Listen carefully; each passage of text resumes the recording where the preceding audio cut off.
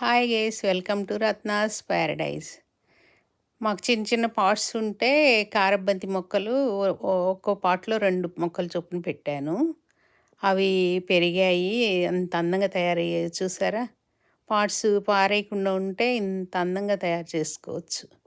ఇవి గ్రౌండ్‌లో పెట్టిన మొక్కలు చూడండి చాలా లేట్‌గా పెరుగుతాయి గ్రౌండ్‌లో పెడితే.